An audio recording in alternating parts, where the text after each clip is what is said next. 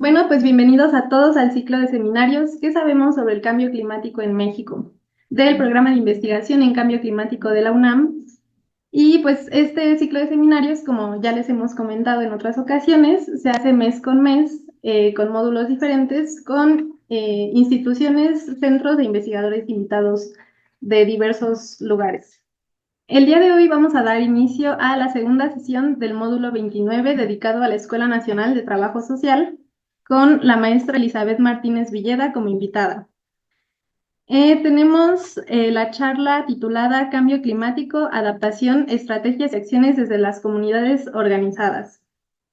Y bueno, la maestra Elizabeth Martínez Villeda es bióloga egresada de la Escuela Nacional de Ciencias Biológicas del POLI, con maestría en Ciencias Biológicas en Biología Ambiental, realizada en el Laboratorio de Análisis Espaciales del Instituto de Biología UNAM, desarrollando temas de cambio climático y bioinformática, obteniendo el primer lugar en el Congreso IBE UNAM 2004. La maestra está diplomada en aplicaciones de las TIC para la enseñanza por la UNAM, protección de la naturaleza, cambio climático y derechos humanos, y en derechos humanos por la Suprema Corte de Justicia de la Nación, certificada también por Google como Certified Educator Nivel 1 y capacitada en el uso sustentable de la biodiversidad por GIZ. Tiene conocimientos para la integración de la biodiversidad y los servicios ecosistémicos, el cambio climático, la implementación de los ODS en el medio rural y periurbano con un enfoque de ciencia ciudadana en sistemas socioecológicos, cartografía participativa y criminología verde, por mencionar algunos. Arbitró y comentó libros con tópicos ambientales y de cambio climático editados por la Escuela Nacional de Trabajo Social UNAM. Ha impartido conferencias en centros educativos, asociaciones civiles y eventos nacionales e internacionales. Ha sido organizadora, coordinadora, moderadora o editora en diversos eventos como el Third World Lagomorph Conference en el Congreso Mundial de Trabajo Social 2023, Desigualdades Globales y Locales y las Ferias Socioambientales EcoNTS UNAM.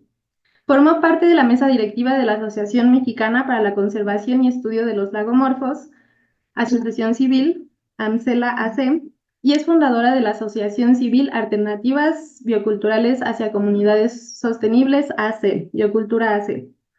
Diseñó y participó en programas ambientales y sociales del gobierno local. Ha impartido cursos de posgrado en el Instituto de Biología UNAM y en la Escuela Nacional de Trabajo Social a lo largo de 15 años. Además de participar en actividades de voluntariado, divulgación y monitoreo, da asesoría técnica en las comunidades para la conservación, restauración y manejo integral de sus servicios ecosistémicos con un enfoque participativo en ciencia ciudadana. Y bueno, sin más, le cedemos la palabra, maestra. Al final tendremos 15 minutitos para responder preguntas tanto de Zoom como de Facebook. Y pues adelante. Ok, voy a empezar a compartir. Espero que se deje. Muchas gracias por la invitación. Y listos, ¿ya se puede apreciar? Sí, ya la vemos. Muy bien. Pues vamos a empezar. Gracias por la invitación. Y ahorita vamos a hablar de cambio climático y cómo las comunidades echan mano de acciones para su adaptación. Listo. Primero vamos a puntualizar ciertos conceptos, ¿no? Cambio climático. Variación del clima atribuido directa o indirectamente a la actividad humana que altera la composición de la atmósfera global y se suma a la variabilidad natural del clima observada durante periodos comparables. Mitigación. Aplicación de políticas y acciones destinadas a reducir las emisiones de las fuentes o mejorar los sumideros de gases y compuestos de efecto invernadero. En tanto que la adaptación son las medidas y ajustes en sistemas humanos o naturales como respuesta a estímulos climáticos proyectados o reales o sus efectos que pueden moderar el daño o aprovechar sus aspectos beneficiosos. Como sabrán, el cambio climático se está esperando que la temperatura promedio de la Tierra va a continuar incrementándose hasta fin de este siglo y que pues todos los escenarios marcan que lo más probable es que el incremento sea superior a 1,5 o 2 grados centígrados. Esto va a tener diferentes consecuencias dentro de la biodiversidad y dentro de los sistemas humanos, ¿no? Aquí podemos observar en esta diapositiva diferentes impactos del cambio climático sobre la salud humana, solo por mencionar alguno, ¿no? Las condiciones extremas del tiempo, el aumento del nivel del mar, el aumento en el nivel de dióxido de carbono, el aumento de la temperatura va a tener consecuencias dentro de la contaminación del aire, cambios en la ecología de los vectores. El COVID ya fue una lección muy seria de eso. el aumento en alergias e impactos en el suministro de agua y alimentos, en su calidad también del agua, degradación ambiental, calores extremos como los golpes de calor acá que hubo en el norte, y condiciones de tiempo severas, ¿no? Lesiones, muertes, impactos por salud mental, solo por mencionar algunos. Porque hay que hablar de sociedad y naturaleza, ¿no? De servicios ecosistémicos, antes de hablar de cambio climático. Tenemos servicios ecosistémicos, ¿no? Que son todos los beneficios que de manera gratuita la vida sobre la Tierra, la biodiversidad nos da. Y tenemos componentes de bienestar. En este esquema vemos los servicios ecosistémicos y vemos también los componentes de bienestar. Entonces, aquí tenemos el color de las flechas, van a indicar el potencial para que medien factores socioeconómicos, o sea, si interviene dinero o no. El color más claro es un potencial bajo, el más alto es oscuro, bueno, es más café. Y el grosor de las flechas está representando la intensidad de las conexiones entre los servicios ecosistémicos y el bienestar humano. El delgado es bajo y obviamente el más grosso es alto. ¿Sí? Entonces, como saben, los servicios ecosistémicos se clasifican en cuatro. Los básicos, los de soporte, como bien lo dicen, soportan toda la biodiversidad en el planeta y ejemplos son ciclo de nutrientes, formación de suelo, producción primaria, que es la fotosíntesis. Luego están los de aprovisionamiento, que son los que tenemos más familiaridad con ellos, que es el alimento, agua dulce, madera, fibras, combustible. Los de regulación, que regulan el clima, regulan crecidas de aguas, de enfermedades, la regulación de la purificación del agua, y los culturales, que son estéticos, espirituales, educativos y recreativos, ¿no? De este otro lado están los componentes de bienestar, entre esos la seguridad, ¿no? Seguridad personal, acceso seguro a recursos, seguridad ante los desastres, materiales esenciales para una vida decorosa, suministros adecuados, suficiente alimento nutritivo, acceso a bienes, salud, fortaleza, sentirse bien, acceso a aire y agua limpios y buenas relaciones sociales. Es un componente muy importante del bienestar, las buenas relaciones sociales, que habla de la cohesión social, respeto mutuo, capacidad para ayudar a otros. Y el más importante, que es libertad de elección y acción, es la oportunidad para poder lograr lo que un individuo valora hacer y ser, ¿no? Pues como podemos ver, hay directa relación entre los servicios ecosistémicos y su salud y cómo nos pueden satisfacer las necesidades completas para satisfacer los componentes de bienestar que nos permiten vivir en este mundo. Por eso es tan importante no solo tomar la sociedad, sino también a la naturaleza, ¿no? Toda la biodiversidad en conjunto. ¿Qué va a pasar en México? Los escenarios reflejan que hay diferentes impactos y vulnerabilidades. Aquí están resumidos los más importantes. Las condiciones socioeconómicas adversas de la población están focalizadas en estados del sur, sureste, y la degradación y pérdida de ecosistemas se van a incrementar la vulnerabilidad al cambio climático en los grupos sociales ya vulnerables, así como en asentamientos humanos, particularmente en zonas metropolitanas, zonas costeras y zonas con déficit en disponibilidad de agua. Ya lo vimos en la pasada primavera y verano, cómo estuvimos sufriendo por la sequía y ahorita, bueno, estamos con las inundaciones, ¿no? La vulnerabilidad al cambio climático se acentuará en la mayoría de los sistemas socioeconómicos de las regiones sur y noreste, que ya tienen climas más cálidos, es decir, donde ya hace calor va a ser aún más calor, ¿sí?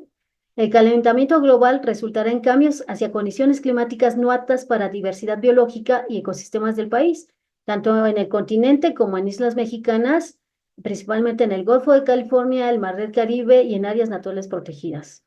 La capacidad de los ecosistemas de proveer servicios ambientales se verá aún más comprometido por la pérdida de biodiversidad por los impactos del cambio climático. Los esfuerzos de adaptación deben de centrarse en particular en el sector agrícola. Se usa mucha agua, casi el 70% del agua se utiliza para la comida. Entonces es bien importante la seguridad y recuperar la soberanía alimentaria. Así como en el sureste y noreste del país, también hay que prestar atención en estas zonas. Igual se debe de fortalecer la seguridad hídrica y alimentaria, conservar y recuperar los ecosistemas naturales, sus funciones ecológicas y los servicios ambientales que brindan, y reducir el riesgo en asentamientos humanos, infraestructura estratégica, patrimonio cultural, sectores productivos y salud humana, ¿sí?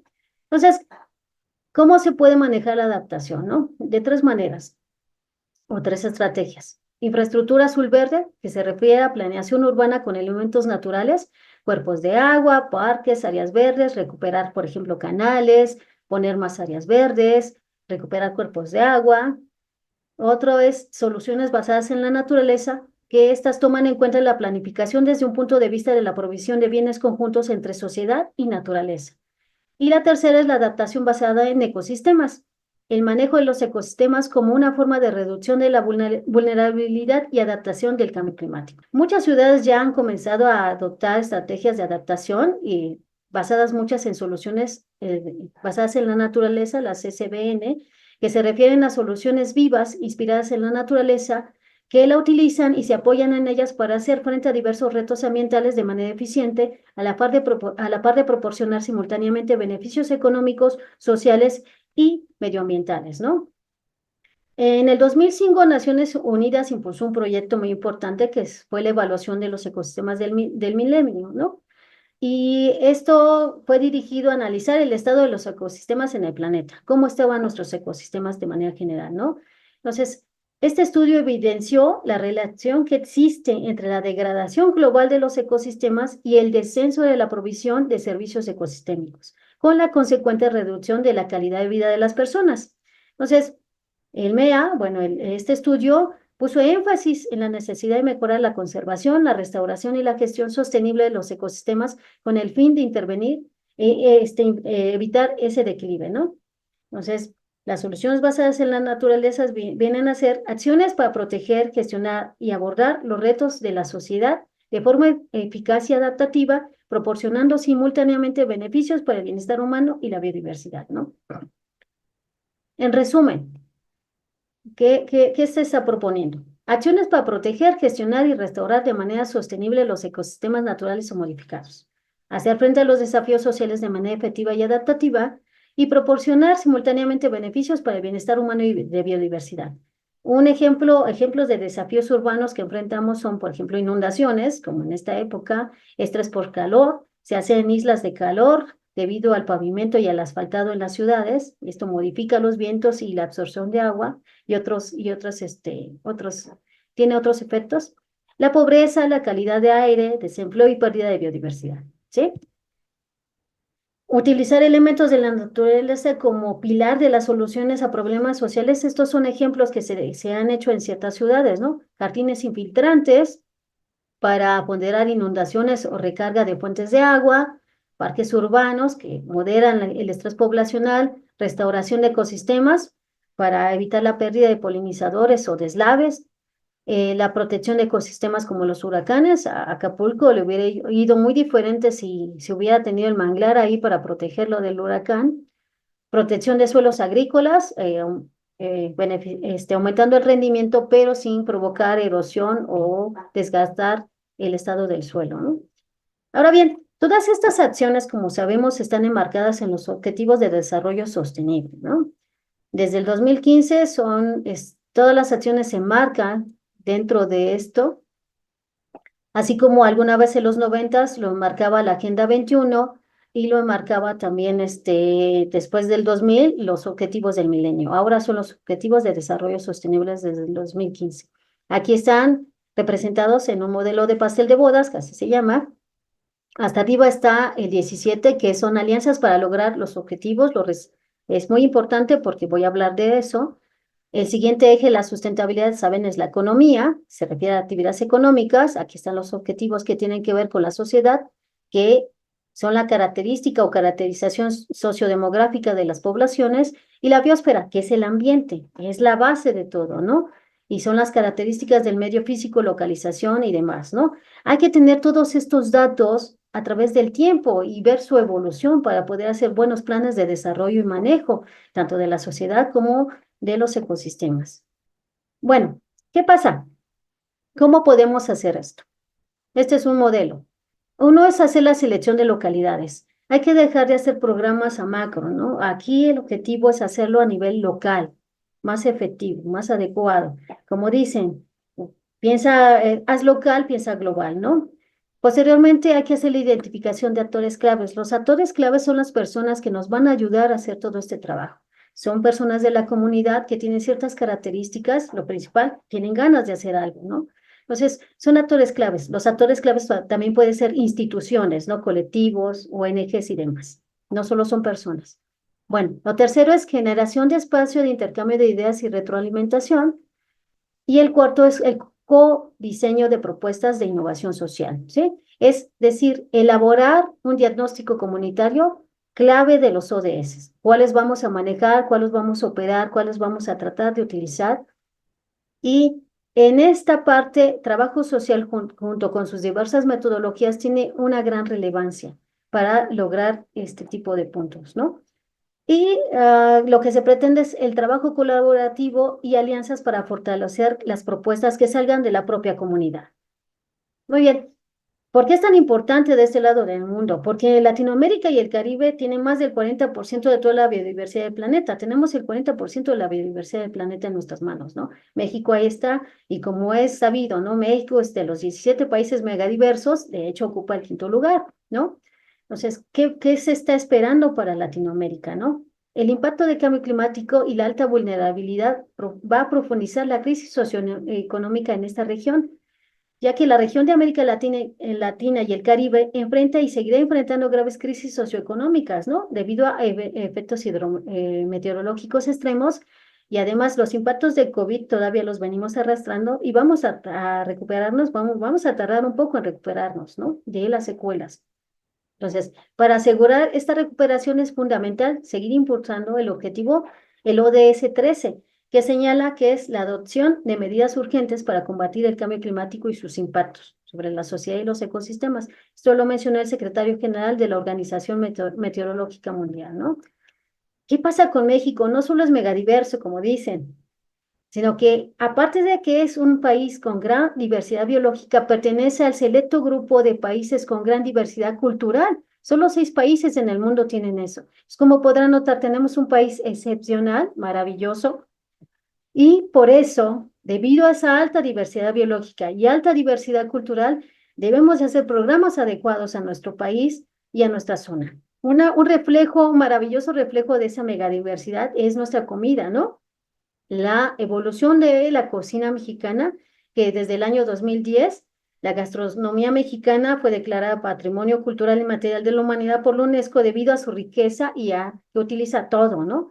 Aquí en el país, todo lo que nada corre y vuela va directo a la cazuela, ¿no? Aquí está ejemplo de entomofagia, la diversidad de insectos que tenemos, diversidad en variedades de maíz. De hecho, México es país de origen, chiles, miel, no se diga hongos, frutas, de todo, ¿no? De todo. Y esto habla de la riqueza que tenemos. Muy bien. En las últimas décadas, estudiosos de múltiples disciplinas han insistido en la asociación de la pérdida de especies biológicas, de la funcionalidad de los ecosistemas y de la reducción de su capacidad para generar servicios ambientales básicos con el deterioro de culturas y los grupos lingüísticos. ¿Qué pasa?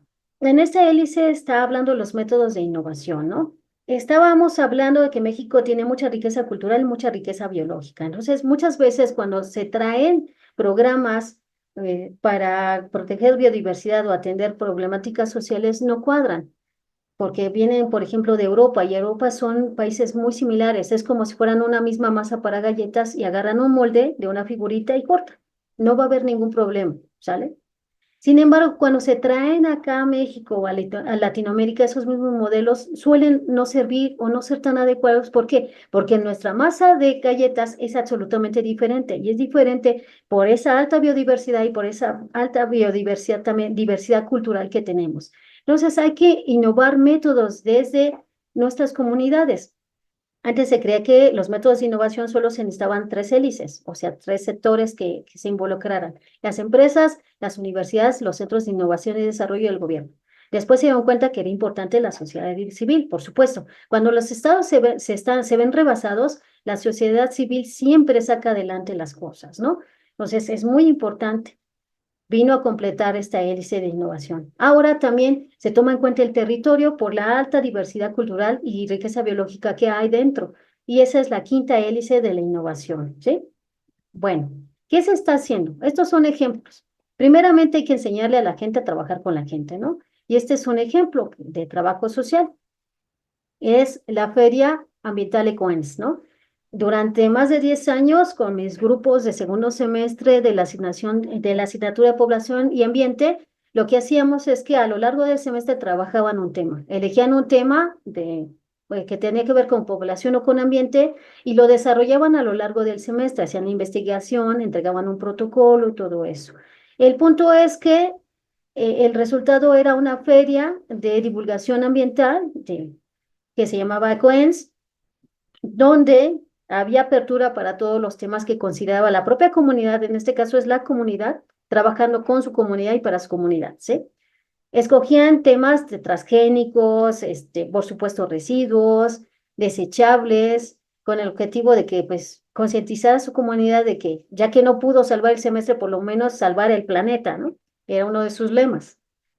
¿Qué más pasa? ¿Qué más ocurría? Escogían, por ejemplo, maltrato animal, también temas de maltrato animal, incluso llevaban sus perritos para hacer conciencia, asentamientos irregulares, depósitos de basura, luego invitaban también a sus hijos o a primarias o a secundarias a que fueran a escucharles para hacer más grande el ejercicio de divulgación. Temas recurrentes era agua, como el río Magdalena, educación ambiental, derecho ambiental, una diversidad. Muchas gracias para todos mis grupos, son geniales y muy creativos. Huertos urbanos, medicina alternativa, reciclado, reuso, perdón, azoteas verdes, talleres de cómo elaborar cosméticos orgánicos, todo lo que se les puede ocurrir. Obviamente, esto lo hacían en segundo semestre sin ninguna profesionalización, sin ninguna metodología previa de trabajo social, con la finalidad de sensibilizar al alumnado, de abrir las orejas a todos los saberes y todos los conocimientos. En este caso, los equipos resolvían su problema, que era la divulgación de los temas, desde sus capacidades, saberes, desde sus materiales, desde sus necesidades y de sus recursos, como lo hacen normalmente las comunidades para resolución de problemas más grandes. Y eso les da una sensibilidad muy importante a la hora de ya trabajar, para que vean que las comunidades siempre se han organizado desde antes, siempre se han organizado, pero cuando uno se profesionaliza, por supuesto que saca mejores resultados y además puede hacer diagnósticos y darles un seguimiento y una evaluación. Bueno, otro ejemplo, pues bueno, aquí, Cacualer. Sí, en efecto, esto es un cacomiscle, ¿no? Tomé esta foto en una noche ahí caminando por Coyoacán y ¿qué pasa? Y aquí está el hermoso animal.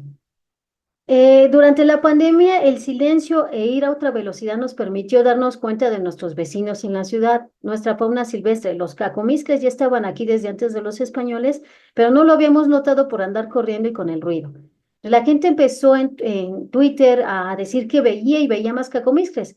Este interés cayó en manos de la cuasidoctora Claudia Noemí Moreno Arzate, y junto con sus estudiantes generaron una app ahí, un link para que la gente pudiera subir sus registros, foto o video, y empezáramos a ver cuántos cacos había en la ciudad, ¿no? Esto derivó en una página de Cacomisque Ecología. Se hizo tan grande el proyecto, ahorita hay más, creo que alrededor de 800 registros en toda la ciudad, que ahora se llama el proyecto Vecinos Nocturnos, que no solo protege, o bueno, involucra a los cacos, sino también a los murciélagos.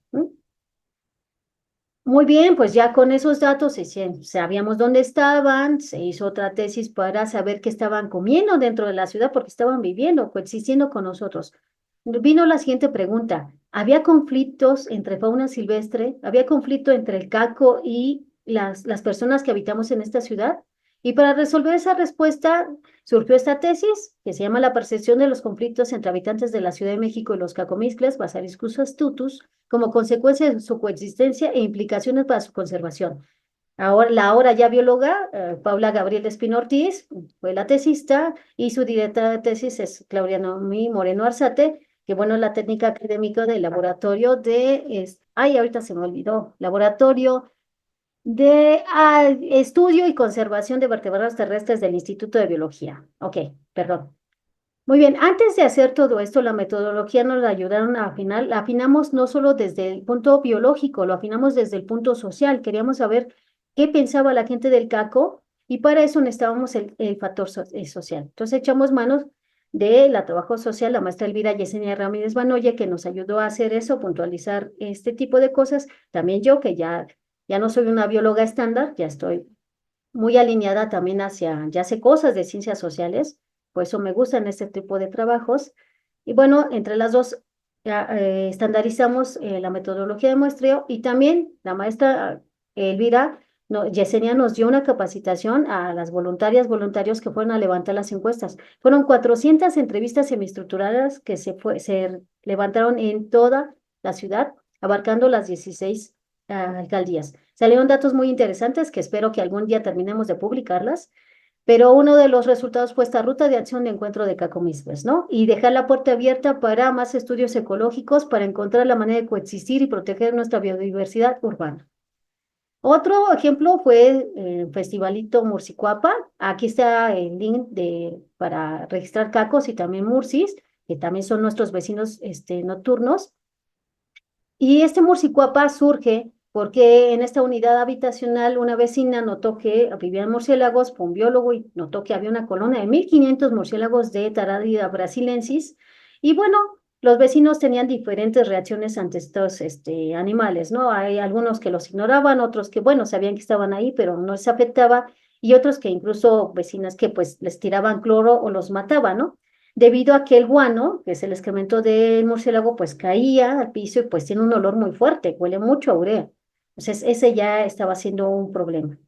Entonces, la señora Leticia nos contactó para que surgiera este ejercicio, ¿no? Un festivalito de sensibilización ambiental que se llevó ante los vecinos de la unidad con juegos, conocimientos, conferencia, el doctor Rodrigo Medellín, de una de las conferencias. Se encargó del ejercicio también está Claudia Moreno Arzate, junto con con los estudiantes del laboratorio, y pues se nos cayó el cielo, pero los vecinos quedaron muy fascinados de saber que tenían unos vecinos que les daban tantos servicios ecosistémicos como el control de plagas de moscos y de cucarachas. Se puso una placa muy simbólica ahí en el edificio donde viven los murciélagos, como si fuera un santuario urbano para resaltar la importancia de la coexistencia entre los vecinos y los murcis. Otro ejemplo, pero en el sureste del país, lo dirige el doctor Juan Carlos Serio Silva, del Instituto de Ecología AC de allá de Jalapa. ¿Qué hicieron? Ahí habitan los monos arañas y aulladores en la selva de los Tuzlas y habían notado que la gente ya conocía muy poco a su biodiversidad, que luego los mataban y que incluso hay mucho tráfico de fauna silvestre. Ante esto fueron a trabajar con la comunidad para preguntar por qué necesitaban, qué representaba para ellos estos animales, su biodiversidad. Salió este documental que es Memorias Silvestres, que está premiado, y muchísimas actividades, ¿no? Siguen trabajando con la comunidad. Este es un ejemplo del kinder, donde los niños, en vez de disfrazarse de animales de otros continentes, pues ahora se disfrazan de los animales de la selva de los Tuzcas, para resaltar y fomentar ese amor por su biodiversidad. Recuerden que eso del festival de primavera era para ensalzar, para celebrar la primavera, el boom de la biodiversidad durante la primavera. Ahora ya se perdió ese sentido del festival de primavera en las escuelas. Ahora se disfrazan, se ponen sopas instantáneas en las cabezas, sopes, tacos y demás. En realidad era para resaltar y era un homenaje a la biodiversidad que florece en primavera, ¿no? Bueno, esto es algo que se ha recuperado. ¿Qué hicieron? Un festival que se llama De Changos y Monos, donde hay conciertos, la comunidad va a divertirse, hay patrocinadores, les permiten comprar, se abren las puertas para los pequeños productores para que vendan sus productos y para hacerlo también un festival recurrente que jale turismo, que le permita a la comunidad estar bien y también tener un ingreso y proteger su biodiversidad. Vean como las señoras, en vez de estar ahora tejiendo, bordando florecitas, ahora son changos y monos, ¿no? Este es un ejercicio muy bonito. Yo creo que llevan como en el 8º festival. Otro ejemplo es el Ecomuseo Comunitario de Acatitlán, en el municipio de San Ignacio, de Sinaloa, México. Un saludo para Erika, la superbotánica, porque siempre está trabajando en estas para la biodiversidad. ¿Qué se hizo? También se trabajó con la comunidad. Se hizo la recuperación durante muchos años de cuál era las plantas nativas de Acatitlán. Con esto se hizo un manual para hacer un colectivo, para hacer un rescate de estas plantas autóctonas, un vivero que se instaló y Se dan clases de cómo hacer almácigos, de cómo hacer todo esto. Es un museo interactivo, ¿no? Se dan capacitaciones, degustaciones de comida hecha con diferentes frutos de esas plantas. Entonces, es un vivero comunitario de Acatitlán. Es un esfuerzo colectivo de rescate de silvestre para compartir el conocimiento de la naturaleza que los rodea, ¿no? Las ilustraciones corrieron a cargo de la bióloga Silvia Mellado, el taller fue dirigido por la maestra Erika Pagaza, el taller de germinación por la bióloga Maribel González y demás, ¿no? Bosque a Salvo, que es una C que está muy involucrada en este proyecto, menciona que esto es más que un simple proyecto de cultivo de plantas, es un motor de conservación ambiental, desarrollo ecológico y educación comunitaria que fortalece los lazos entre las personas y la naturaleza, promoviendo la protección del bosque y sus recursos, ¿no? Incluso tienen contemplado hacer en octubre un festival silvestre que espero que no se cancele porque pues llevan unos días, han estado encerrados porque hay toque de queda por la inseguridad tan grande y violencia que hay en Sinaloa. Entonces hay que abrirles opciones a las personas. Uno es el turismo, pero un turismo más amigable que promueva la conservación, se utilice con ética, pero que sea partícipe la población local dentro de la gestión y los beneficios, ¿no? No todo el mundo sabe usar un kayak y no en todos lados puede andar uno en kayak, pero sí en muchos lugares puede uno agarrar una llanta como esta, una cámara de llanta y hacer turismo amigable con la naturaleza, ¿no? Hay que ser sensibles a las diferentes realidades de la población en localidades para hacer este tipo de ejercicios. Uno de estos ejemplos es el recorrido micoturístico de Pejicajo, en la comunidad de Pejicaco, que son los bosques comunales de San Juan Atzingo, en Ocuilán, Estado de México. ¿Qué pasó? La comunidad es forestal y alertados por que hay mucha deforestación, la gente no cuida sus recursos naturales, lo que hicieron fue agruparse todos los comuneros y dar este tipo de recorridos, ¿no? Llegas, dejas tu carro ahí como en un estacionamiento, están los locales de comida y desayuno, puedes desayunar ahí mismo, vas a encontrar cosas con hongos, por supuesto. Esto es en temporada de hongos, acaba de pasar hongosto justamente. Dejas tu carro, dan tu canasta, tu guía de hongos y te vas a colectar. Este es un ejercicio de colecta. Regresas con tu canasta, se ponen unas mesas, ahí se distribuyen, se agrupan por grupos, por especies y la comunidad da la explicación de cómo es el nombre científico, para qué sirven, cómo se usan, cómo se cocinan, y también se da el conocimiento autóctono, el conocimiento de la gente, cómo se llaman en su lengua, desde cuándo cómo lo usan, cómo lo identifican, dónde nace, y cuentos o historias que tengan que ver con eso, ¿no? Es un ejercicio muy bonito. Ella es Lucero González, que es la asesora técnica de los bienes comunales de San Juan Atzingo, de las Hongueras Pejijajo, ¿sí? Por supuesto, son con conocimientos de chapingueros, de Chapingo, que fortalecen este ejercicio comunitario. Si quieres otro tipo de de turismo, no quieres colectar, bueno, pues puedes hacer lo que hace Fungicosas, ¿no? La doctora Sandra, que es Fungicosas, ¿no? Que está en la Facultad de Ciencias de la UNAM. Ella durante esta época de hongos también hace sus fungi hackings, donde no se colecta, ahí lo que haces es que se hace un recorrido, vas en la camioneta, te bajas en la localidad, haces un recorrido donde ella te va explicando qué especies son, para qué se utilizan, cómo se llama en la comunidad. También hay una parada con los comuneros para que te enseñen la alta biodiversidad de hongos que hay en ese lugar. Y de esta manera puedes convivir con la naturaleza sin necesidad de colectar. O sea, son diferentes niveles de turismo. Aquí lo que hace Sandra es que habla con Comisariado Ejidal para que se beneficie el comisariado, cobran para entrar a estos parques y de esta manera se beneficia la naturaleza y también la gente del lugar. Muy bien, ahora vamos con una cooperativa de información cooperativa fresca y solidaria, que es la Cooperacha. Es una cooperativa de información que ha ganado 2 veces el Premio Nacional de Periodismo, o sea, no están improvisando. En septiembre de 2003, la Cooperacha sacó Voces del Bosque ante la crisis climática, que recupera varias comunidades que están haciendo cosas desde sus saberes para proteger sus bosques, ¿no? Incluso tienen una serie radiofónica de estas diferentes comunidades.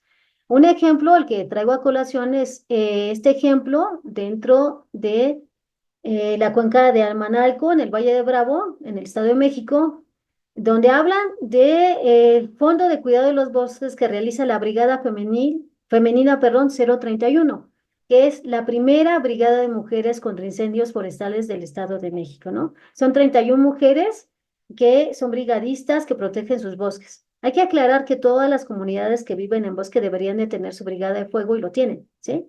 Sin embargo, estas no solo son brigadistas femeninas, sino que están certificadas a nivel internacional, que eso es lo sobresaliente. Esto permite el cuidado del bosque, lo hace la propia comunidad, ellas aparte de ser bomberas hacen otras cosas, son mamás y demás, hermanas y otras cosas, ¿no? Entonces aquí está, por ejemplo, Beatriz Pedrosa, que es la jefa de esta brigada, que les costó mucho trabajo primero lograr el respeto de los hombres, o sea, siendo mujeres para ser, para ser brigadistas, luego la capacitación y después la certificación internacional. Pero es muy importante porque la cuenca de Almanarco, Valle de Bravo, cuenta con una superficie de más de 61,000 hectáreas y de estas 31,000 son áreas forestales. Y gracias a este cuidado del pueblo de Almanalco, lo que es 8,805,000 toneladas de CO2 son absorbidas por este bosque, ¿no? Y a través del agua que brota en sus más de 400 manantiales, se surte la presa del Valle de Bravo y el sistema Cutzamala. El 12% de esa agua la consume la Ciudad de México. Por eso ese ejercicio es tan importante, porque se está cuidando allá y nos estamos beneficiando acá. Bueno, en resumen, estos son los ejemplos que les traigo a colación. Espero que haya evidenciado que es importante ir cambiar lo que se deba de cambiar, ir haciendo nuestros propios modelos, fortalecer, trabajar con la gente. Yo soy de biología, pero desde hace mucho tiempo me empapé y me di cuenta que si no trabajamos con la sociedad directamente y le damos voz a la sociedad, no vamos a poder salvar la conservación, hacer conservación, perdón, salvar la biodiversidad. Si a la gente no le damos opciones, va a tener que tomar la biodiversidad y malvenderla o no cuidarla porque no le damos opciones. Entonces, hay que tomar en cuenta que una inteligencia incapaz de considerar el contexto y el complejo planetario nos hace ciegos, inconscientes e irresponsables. Esto lo dijo Edgar Morin, quien trajo los sistemas complejos a las ciencias sociales y todo aquello que se hace destruyendo la tradición termina incendiándose. Estas son unas palabras sabias de un chamán purépecha, ¿no? Pues bueno, muchas gracias. Espero que no me haya ido muy rápido, pero bueno, hay más tiempo para preguntas y dudas. Gracias. Muchas gracias, maestra Elizabeth. Muy interesante y muy completa su charla. Gracias por su tiempo también. Y justamente, como ya se mencionaba en la sesión pasada, pues es importante darle un enfoque local a los procesos de adaptación. Y como usted menciona, pues este enfoque local resalta los contextos sociales, biológicos e incluso la intersección, ¿no? De estos dos, que son pues los procesos bioculturales. Entonces, pues es interesante tener este enfoque en estos procesos y justamente estos ejemplos pasan por procesos incluso de gobernanza, de ciencia ciudadana o de ecoturismo, entre otras iniciativas, ¿no? Yo quisiera preguntarle cuáles han sido las debilidades y las fortalezas que se repiten de las comunidades que se han organizado ellas mismas, que usted ha visto desde el trabajo social. ¿Qué identifica que ha sido como que esto positivo y lo negativo de estas organizaciones? Bueno, lo principal es articularse, es hablar. Las comunidades ahorita estamos muy metidos en nos han hecho muy individualistas, más bien nos hemos hecho, porque es una decisión. Se han fomentado mucho de desarticular el famoso tejido social, el que somos vecinos, y uno a veces cree que vive aquí en la ciudad, que la gente que vive en zonas periurbanas o en comunidades directamente con alta biodiversidad se hablan mejor que nosotros. No, no en todos lados pasa eso. Se ha notado que entre más cerca de la ciudad esté una población, más desarticulada está. Incluso lo podemos ver aquí mismo, ¿no? Es el escucharse. Alguna vez en el 2018 me invitaron ¿cómo se llama? a allá a Huixquilucan, a tratar de ayudar a la comunidad a proteger sus manantiales de agua. Les echaron una mega obra, un megaproyecto de una autopista, pero le echaron sin consultarlos, o más bien solo consultaron a ciertas personas, y ellos dieron autorización, no se enteró la comunidad, y no se fijaron que, bueno, tal vez sí se fijaron, pero no les importó, pasaron por encima de sus manantiales. Entonces nos mandan a hablar para qué se podía hacer para rescatar su agua, porque habían notado que bajó, descendió el nivel de agua, ¿no? Entonces, Santa Cruz Ayotusco se llama, sí, está delante de Huixquiluca. ¿Qué pasa? Pues fuimos, y lo más difícil fue que se hablaran entre ellos. O sea, a pesar de que era un problema de agua, que notaban que había menos agua en los manantiales, te estoy hablando de que una casa que estaba a 20 metros no tenía agua, no tenía toma de agua y era por tandeo de pipa. O sea, esa era una cosa impresionante, ¿no? Y como hay parajes, incluso hay zonas donde la pipa no entra, entonces esas personas no tienen agua o está cooptada y demás. En fin, cuando hacíamos las reuniones de asamblea, era muy difícil hablar. Hablar es muy difícil ponerse de acuerdo. Todo el mundo está enojado, todo el mundo tiene otras prioridades y eso hace muy difícil.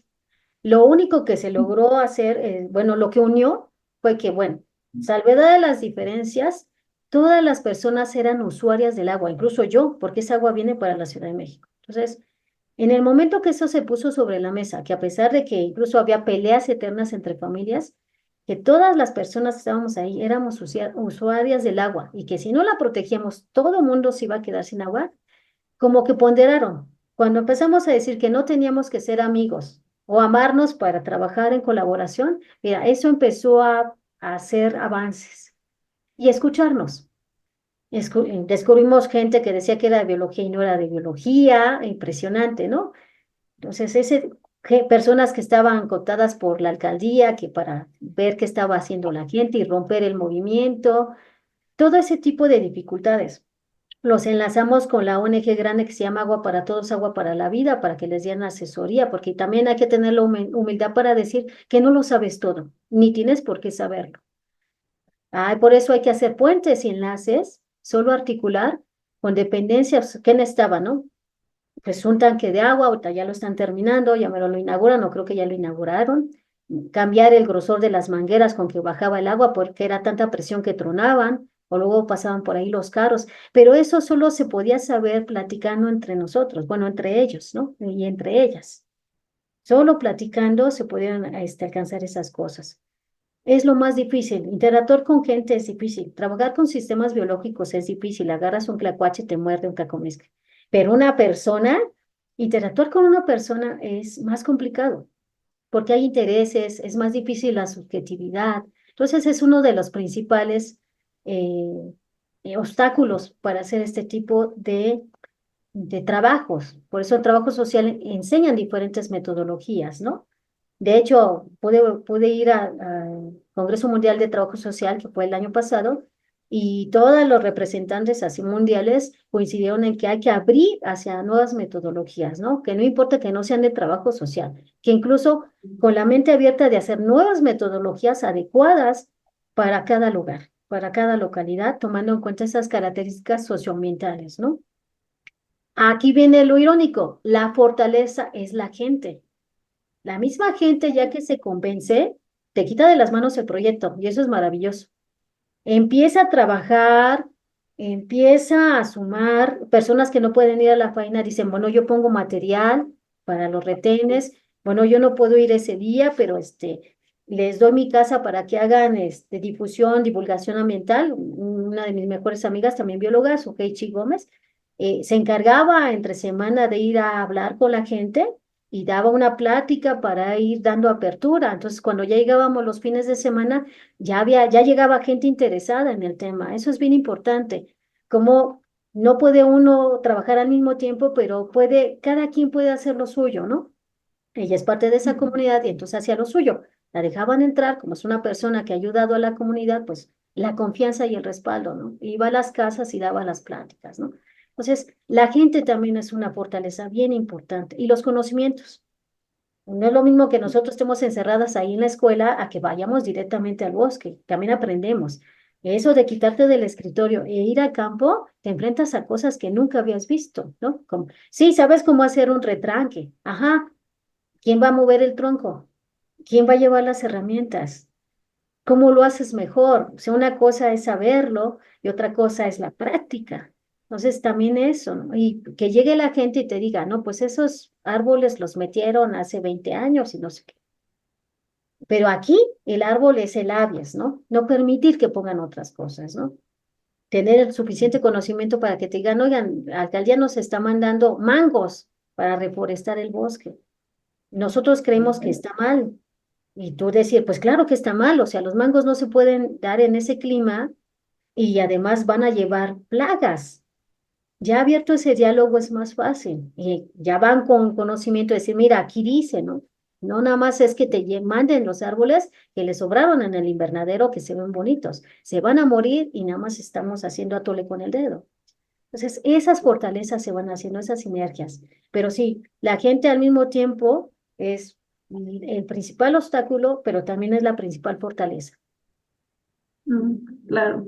Si ustedes, digamos, tienen el papel de facilitar este diálogo, ¿no? Que inicia en su momento como facilitado justo por ustedes, ya en su momento se reapropian, digamos, ¿no? Del proceso de adaptación. Justamente hay una pregunta un poco relacionada, porque en este caso estamos hablando como de este puente, ¿no? De esta facilitación. Pero Daniel Cohen pregunta, ¿hay iniciativas de adaptación que sean autónomas? O sea, que las propias comunidades desarrollen sin la academia. Pejicajo, por ejemplo, la persona que les mostré, ella es parte de la comunidad, pero aparte estudió en Chapingo. No te quita nada tener una profesión, pero lo importante es que sea desde la comunidad. Ahí es donde viene. Hay cooperativas, por ejemplo, en México, donde empezaron, la primera generación son personas que no tenían una profesionalización. Para la segunda generación, sus hijos, hijas, fueron y estudiaron una carrera, turismo, comercio internacional, contabilidad, agronomía, biología, y reforzaron ese ejercicio. Sí, sí existen ejercicios. Tosepan es un ejemplo de esto, ¿no? Acaba de celebrar sus 40 años y creo que son como 40,000 miembros, ¿no? Y empezaron así, con el café, lo metieron a la pimienta y demás. Como ellos, muchas cooperativas hacen eso desde la comunidad y empiezan a hacerlo antes de que los vea el gobierno o que los veamos nosotros. Lo empiezan a hacer. De hecho, casi nada empezamos nosotros de cero. Las comunidades lo hacen y cuando se enteran que hay un programa, piden el recurso o piden la asesoría. O preguntan, ¿quién nos puede asesorar para esto? Y es cuando nos mandan a hablar, y es cuando uno debe de recordar que su chamba también es ir a trabajar con la gente, hacer voluntariados. Por eso es tan importante hacer voluntariados, ¿no? Estar retribuyendo directamente. Si quieres proteger la biodiversidad, salvar el planeta, bueno, pues tienes que ir más allá del escritorio e ir a hacer ese trabajo. Bueno, no es un trabajo, es un voluntariado, no lo cobras. La gente te da de comer y demás. Así, ejemplos puntuales, pues está Tosepa, está Pejicaco, también lo que hacen a Manalco, esta brigada, empezó como una necesidad del pueblo, pues ya no había hombres o luego los incendios eran demasiados, necesitaban más gente. Pues bueno, las mujeres dijeron, nosotras también nos vamos a capacitar, no es la única. También lo que distingue o traje ese ejemplo porque ellas tienen certificación internacional y eso es más difícil. No muchas brigadas, incluso de hombres, tienen esa certificación internacional que tienen las compañeras, ¿no? Entonces, la mayoría de los proyectos empiezan desde la gente. Ya después es cuando agarran y bajan presupuesto, así hay que llenar requisitos. Y entonces cuando nos hablan a los especialistas y, sabes que yo no sé llenar ese formato. O bueno, me piden esto, ¿qué tengo de eso? Y resulta que ya lo tienen e incluso lo rebasan, pero al no tener el mismo lenguaje técnico que manejamos, resulta que lo rebasan. Otro ejemplo, en trabajo social hay una cooperativa que se llama Yotal, a su vez tiene otra que es Lumantic. Yotán es de café y Lumantí es de miel y demás, ¿no? Bueno, se articulan con comunidades de los Altos de Chiapas, es café de los Altos de Chiapas. ¿Qué hacen? Ellos ya tienen, desde hace años, tienen el cafetal, la producción de miel orgánica, el café orgánico, tienen también convenios con las hilanderas de cintura, o sea, también eso lo hacen y entonces en conjunto mueven sus productos. Cuando me preguntaron que querían hacer productos orgánicos y certificarlos, me empezaron a platicar y me mostraron unas fotografías Y pues resulta que ya lo están haciendo desde hace muchos años, pero no lo saben, necesitan una certificación. El consejo después fue que ese sistema orgánico hay que transitarlo ahora a un agroecológico, que tiene otras exigencias, pero que están preparados. Entonces, muchas veces solo es eso, el acercamiento, academia con. La academia ha hecho mucho extractivismo de conocimientos, por eso luego no nos gustan. Luego vamos a muestrar al mismo lugar durante años y jamás se entera la comunidad de los resultados de los datos, y eso no está bien. Las primeras personas que se deben de enterar de sus resultados no solo son nuestros maestros o las instituciones que nos dan el dinero, sino la comunidad donde vamos a levantar esos datos. Dejarles resultados. Venga, se está haciendo eso y utilizarlos justo para estos planes de desarrollo. En muchas escuelas muestreamos y sobremuestreamos en ciertas colonias y para estas alturas, durante 30 años, 10, 20 años, para estas alturas ya deberíamos de tener más que diagnosticado ese lugar y tener bien claro qué planes de desarrollo serían. Pero ahí es donde también el celo profesional, las rivalidades, el no querer trabajar en equipo le pone un alto a ese tipo de esfuerzos, ¿no? Nadie le gusta que se meta, uno es capitán de su barco y no le gusta que alguien más suba de capitán, ¿no? Bueno, tenemos que tener apertura para ese tipo de cosas. Y a nivel de la academia, uno lo puede ver en la UNAM, lo siento, la amo mucho, pero se puede ver, tenemos mucho ese problema, ¿no? De trabajar en equipos. Trabajamos en equipos entregando resultados, pero rara vez vamos en equipo a un mismo lugar, a un mismo lugar. Y eso le mostraría a la gente que estamos trabajando en equipo, no nada más que llegue tu equipo y luego llegue el otro y demás, ¿no? No sé si contesté la pregunta, maestra. Sí, muchas gracias. Sí, también considero que este diálogo, que en algún momento se hace bidireccional, es muy enriquecedor, ¿no? Para entender cómo atacar, digamos, o cómo trabajar en un caso particular, ¿no? Con contextos particulares. Y bueno, aquí hay otra pregunta un poco de otro tema y la hace Alejandro Muñoz Brito aquí en Zoom. Él pregunta, ¿se tiene evidencia del desplazamiento de poblaciones o comunidades humanas a consecuencia de los efectos del cambio climático en las últimas décadas? Sí, sí, claro que se tiene evidencia, ¿no? Los informes se hacen informes periódicos del IPCC, del Panel Intergubernamental de Cambio Climático, es el internacional, pero cada país tiene su representatividad. Sí, claro que se tienen evidencias. Se tiene evidencias de ahorita hay casos de migraciones, estamos más familiarizadas con migraciones por conflictos, ¿no? Violencia, por ejemplo, países sudamericanos que se vienen para acá a México, en lo que transitan a Estados Unidos, o que incluso ahorita ya se están quedando en México, porque resulta que les convence más ya el sueño mexicano que el sueño norteamericano, ¿no? Ese es un problema que se está haciendo más grande. Las personas que viven en Tláhuac lo podrán notar porque los campamentos que se están haciendo de migrantes están creciendo cada vez más. Pero bueno, también hay reportes de migrantes por fenómenos naturales. Debido al cambio climático, los fenómenos naturales se van a hacer más grandes. Por ejemplo, no teníamos tantos huracanes categoría 5 antes. Antes eran 2, 3, un categoría 5 era así como, vamos a ver el huracán, ¿no? Ahora se están volviendo más frecuentes. Esto está poniendo en vulnerabilidad a todas las personas que viven en las costas. Y bueno, México nada más hay que asomarse. Estamos rodeados, todo el país está rodeado de costa, ¿sale? Entonces, todas esas poblaciones están en esa vulnerabilidad climática ante los huracanes. ¿Qué pasa? Se hacen reportes, las comisiones especiales de cada país, Semarnat, Conavio, pues Conavio era tan importante y es tan importante, pero que tenga esa autonomía. Pero bueno, hacían ese tipo de reportes, ¿no? Los datos, los análisis, para que se tengan. Incluso Trabajo Social sacó un libro de que habla, justo uno de los capítulos habla de la migración por causas climáticas. El doctor Daniel me parece que va a dar una charla, entonces no me adelanto. Seguramente él va a hablar más de eso, pero claro que se tienen reportes.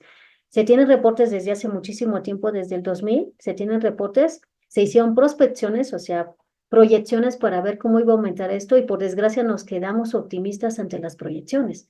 Va más rápido el asunto de lo que esperábamos. Sí, sí se tienen datos. Sí, justamente como menciona maestra, justo es el jueves 26 de septiembre que va a estar el doctor Daniel Rodríguez con la plática Cambio Climático, Desastres y Desplazamiento Interno Forzado. Y ese día haremos el conversatorio, entonces nos vamos a quedar a platicar con todos los ponentes del módulo, incluyendo a la maestra Elizabeth, pues del mismo tema o de los temas que se hayan abordado, ¿no? Durante el módulo. Por acá hay otra pregunta de Gamaliel. Dice, muchas gracias por su charla. Quisiera preguntarle desde su experiencia en el marco, no, experticia, perdón, en el marco de discusión de hacer un plan nacional de adaptación, ¿cómo pensaría usted que podríamos incluir estos temas en la política pública, nacional y luego estatal y municipal? Abriéndonos a diferentes vertientes. Trabajo social, por ejemplo, tiene un profesionista profesionalizado para ir a hacer lazos con la gente. ¿Cuántas veces se han topado con alguien de trabajo social fuera del sector salud? En realidad, trabajo social debería estar en campo, ayudándonos a hacer ese puenteo, ¿no?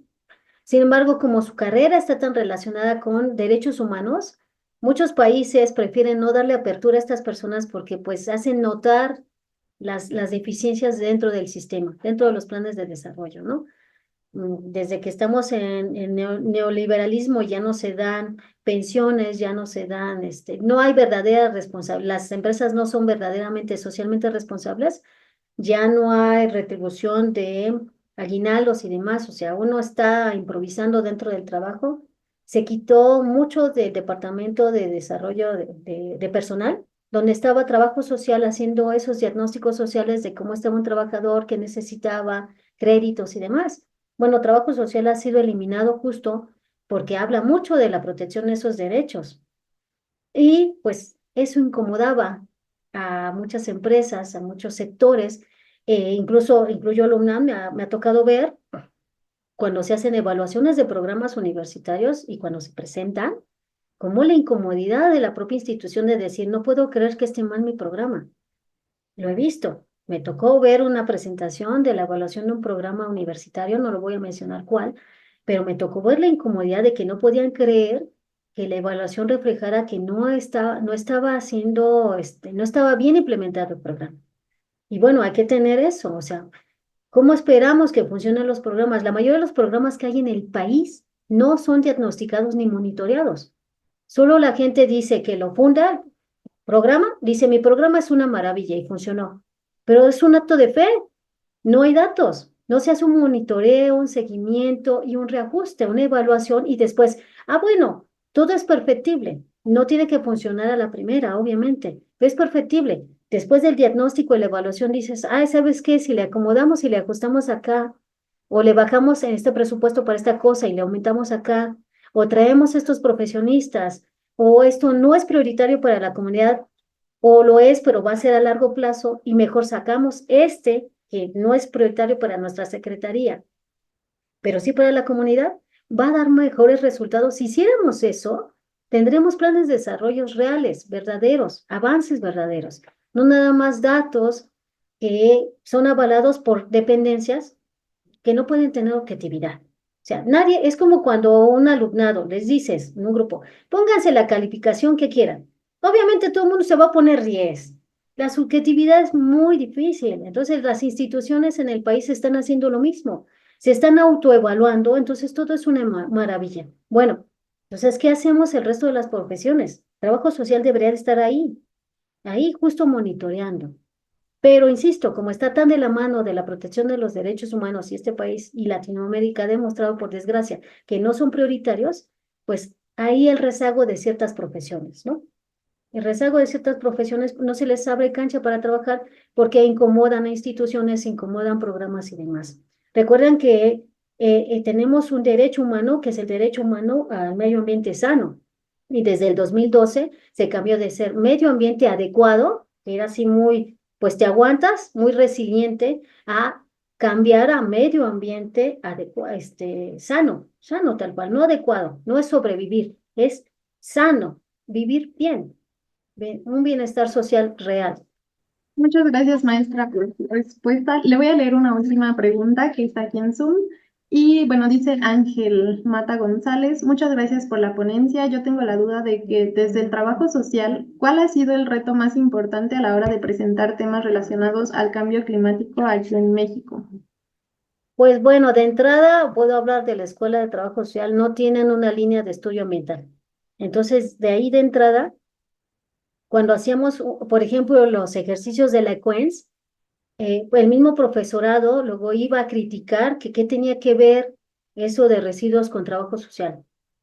Nada, que qué tenía que ver lo del ambiente con trabajo social. Entonces, eso sí esa es de las principales cosas difíciles que hay en las instituciones, ¿no? Que la misma institución no se abre a estos nuevos, a estas tendencias, ¿no? Y digo una tendencia, perdónenme, pero lo de cambio climático viene desde 2000, ¿no? El primer IPCC, digamos, que yo tuve en mis manos, pues creo del 2000-2003, o sea, no es nuevo, pero esa tendencia sí cuesta muchísimo trabajo. ¿Cómo hacemos este tipo de cosas si ni siquiera se abre al pensamiento de que trabajo social puede hacer cosas en la mente? No que haga el trabajo de un biólogo, no, cada quien tiene lo suyo, sino que se oriente dentro de programas ambientales. En el seminario multidisciplinar de criminalística verde, muy bueno, se los recomiendo, de la UNAM, y la mayoría de los diagnósticos que se están haciendo del estado de la conservación y cómo interactúa o convive con la naturaleza, con la sociedad, se están haciendo con encuestas, con metodologías que trabajo social maneja y conoce. Una vez más está desaparecido porque muchas de estas corrientes ideológicas creen que siguen teniendo a la sociedad de un lado, a la economía de un lado y al medio ambiente de otro lado. Y eso yo creo que ya hay que empezarlo a superar, ¿no? Somos parte de la biodiversidad y por la especie que somos, tenemos la responsabilidad de cuidar el resto, no de destruirla con tal de pasarla bien un rato.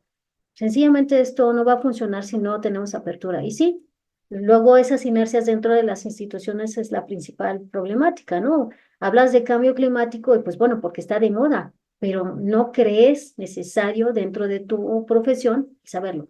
Y desde el 72 Naciones Unidas abrió y pidió a todas las naciones que se metiera educación ambiental o temas que tenían que ver con ambiente para que toda la ciudadanía pudiera tomar decisiones conscientes, preparadas y responsables dentro de las políticas de desarrollo, porque las autoridades y los gobiernos solo son quienes administran, pero la gente debería de verdad estar tomando decisiones reales, pero de manera consciente, no porque alguien te dijo que eso es bueno, sino porque tú estudiaste o lo viste en algún lado, lo investigaste y dices, ah, sí, esto sí es bueno, no nada más porque alguien más lo hizo, esto tampoco es por moda o por popularidad. Pues muchas gracias, maestra, por su tiempo y todas las respuestas y el diálogo que aquí hicimos. Bueno, justamente Miriam le comenta maravillosa ponencia. Muchas gracias a todos Gracias. por su tiempo. Una sesión del PIN. Claudia dice muchas gracias por la ponencia, muy enriquecedora y reflexiva. José Colina, excelente conferencia. También en Facebook, Teresa de León nos dice, qué importante discusión nos comparte, maestra Elizabeth. Gracias por dejarnos reflexionando. Y por último, Alma Martínez nos dice, felicidades Elizabeth Martínez, qué interesante trabajo. Y pues bueno, muchas gracias de nuevo, maestra. Nosotros lo Muchas gracias. seguimos invitando al 14º Congreso Nacional y 6º Congreso Latino de Investigación en Cambio Climático, organizado por varias instituciones, pero principalmente el Programa de Investigación en Cambio Climático de la UNAM, y será llevado a cabo del lunes 14 de octubre al viernes 25 de octubre. La primera semana, del 14 al 18, tendrá conferencias magistrales, segmentos de mesas, paneles y ponencias con diferentes universidades invitadas. Y la segunda semana será dedicada a talleres y cursos del 21 al 25 de octubre. El día de hoy vamos a publicar el registro para estos talleres, así que estén atentos a nuestras redes. Y pues el registro general también está abierto en nuestra página. También les recordamos que el siguiente jueves tendremos la tercera sesión de este módulo y estará invitado el doctor José Adolfo Ávila Ramírez con la ponencia Alternativa Teórica de la Dimensión del Riesgo para Trabajo Social en el contexto de cambio climático. Y pues bienvenidos a todos a registrarse al Congreso, a seguir participando en el módulo y nos vemos el próximo jueves. Bueno, Hasta luego. muchas gracias y un saludo para todos mis amigos que trabajan por la biodiversidad. Abrazos. Gracias, maestra. Hasta luego. Hasta luego.